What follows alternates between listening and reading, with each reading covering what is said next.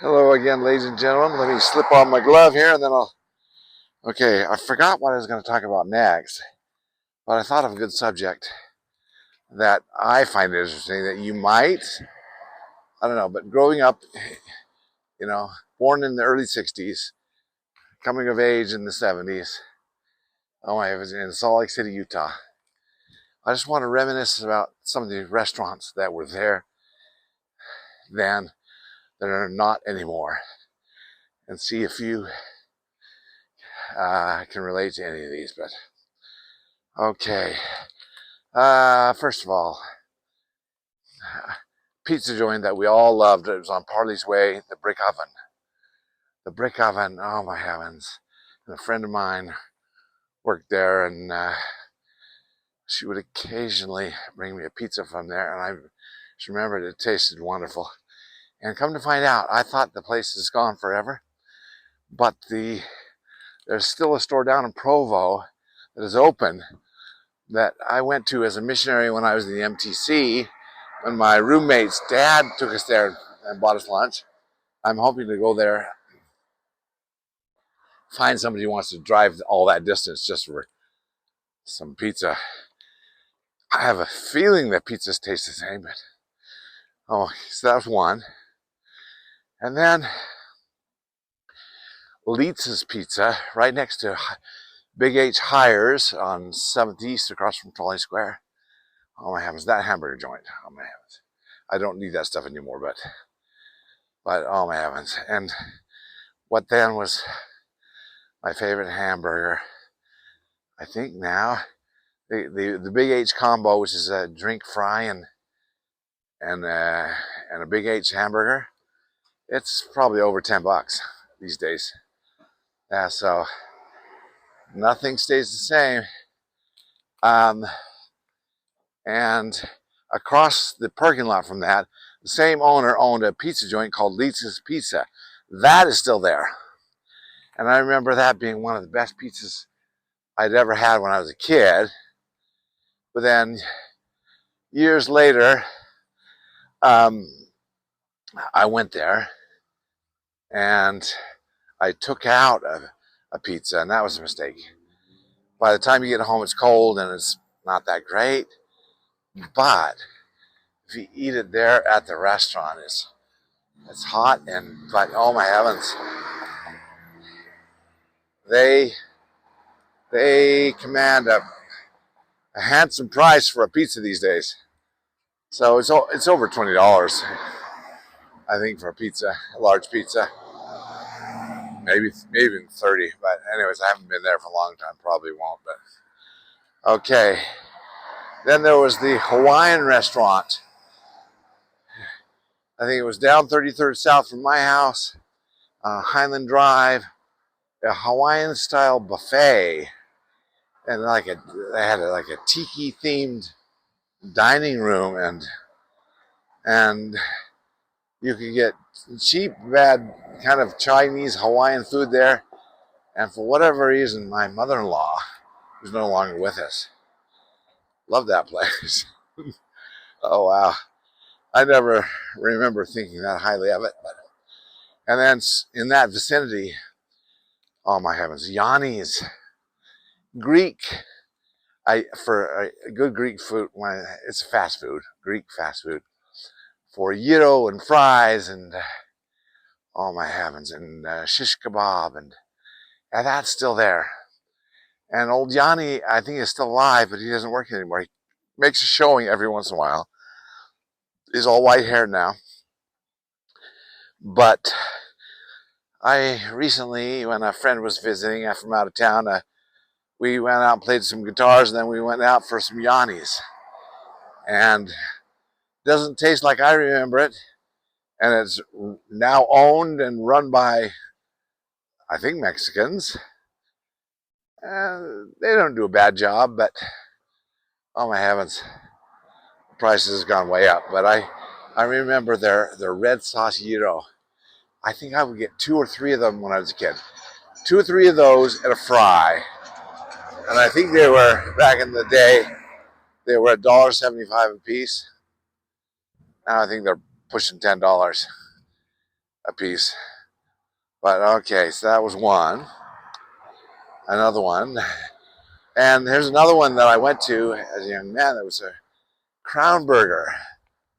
And they're still there. But I can't eat that stuff anymore. But I remember my introduction to this place as a kid. My dad, I guess, took me there for a pastrami hamburger, a charbroiled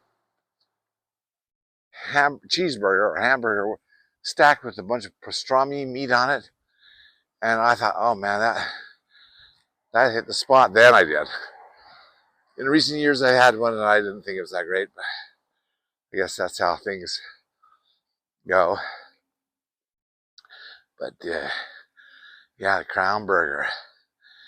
And let's see. Oh, Marie Callender's. I used to work at Marie Callender's on Foothill when I was a kid. I used to love their food and their some certain dishes. But Marie Callender's, they've almost all closed, but there's still one open on 39th South in Salt Lake City. I think it's the last one open in Utah. I think there might be a few left in California. But the menu was good old home cooking that my health won't. I don't think I could take the sodium anymore, but oh, I used to love their turkey pot pies, their soup and salad lunch, is the salad bar with a soup, and their pies were to die for. And anyways, I'm talking with some friends and thinking about going there for lunch as a kind of reminiscence of the 70's. And I want to do that. But I have to be very careful what I eat. They had a nice French dip sandwich there that I loved. Some Alfredo linguine with the peas in it that I loved. I can just taste the sodium right now. Imagining how things are so, as a kid you never noticed that, but it just tasted good to you. But now at 64 you can notice those things. I'm really hesitant to eat out anywhere these days because you can't control the sodium or the sugar or so anyways, talking to my daughter, who's when she was pregnant apparently had to go on a low carb diet, a keto diet. There's different levels: no carb, low carb, keto. And I think of all those, the keto diet allows you the most amount of carbs in a day. I'm going to target that. But anyways, her advice is, just stop bread and rice, and she's slimmed up nicely, and I need to drop at least 20 pounds. I've been creeping up since I got out of the hospital, and so I need to. But even with her advice, can't remember if she did this when she was pregnant, but today she's still doing that diet, but she has maybe once a week a cheat day. So I'm thinking maybe to do something like that when I decide to go to lunch. And okay, what else comes to mind? Oh yeah, there was a place called Godfather's Pizza back in the day. They're gone, but their trick or kind of spin on a nice traditional theme was they would put cheese on the top over all the toppings, kind of lock them in and hold them in, and then it'd be just slathered with cheese all over the top. Sounds delicious, but I don't think I could have, even if it was here, I don't think I could be allowed to eat that anymore. Oh, and then, My favorite, well, two more. I'll just measure quickly. My favorite hamburger joint was, well, then it became, that went out of business, and then it became another thing, but Fred's Burger Chalet in the 70's. I think they had 4 or 5 locations in Salt Lake City back in the day, and one very close to me, and a charboiled, and the son of the owner, who's now the owner's, the original owner's Fred is dead, but his sons took over the restaurant business, and I've become friends. I'm gonna sneeze here. I'm sorry. Whew! I'm going to. Oh, I have become friends with one of the sons, and in his backyard, he still has one of those original grills. Oh shoot! And so, anyways, I love reminiscing with him about Fred's Burger Chalet. Oh, but the burgers were to die for, and they did have a quarter pounder, but I think he said they had their famous burger, I think, was a third of a pound.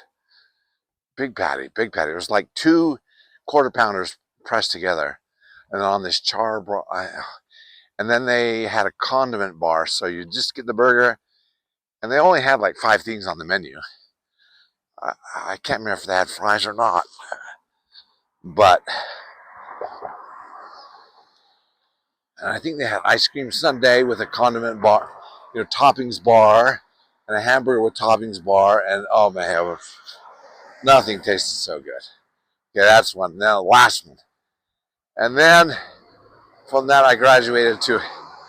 It began as an Arctic Circle chain near my house, and it was always run by this family that I knew, but they bought it out and changed the name to Shivers, and it recently went out of business, and it breaks my heart because they're mushroom Swiss hamburgers, and it might be fairly close to what they do at still do in an Arctic Circle, but they're mushroom Swiss hamburgers, oh, were to die for, and also their ranch burger was good, and they're just simple little hamburger with this white sauce. This white sauce they put on these hamburgers was so delicious. The closest thing I can get to it now is at Culver's Chains. They do a nice job on a mushroom Swiss. Occasionally I'll have a cheat day every 6 months or something, and I'll have one of those every 6 months or something. But Culver's does a nice job on fries too, and all their hamburgers are so tasty. But okay, so I've already talked 13 minutes. Oh, I'm so sorry, but thank you, and I hope you enjoyed the walk down memory lane. Thank you. Bye bye.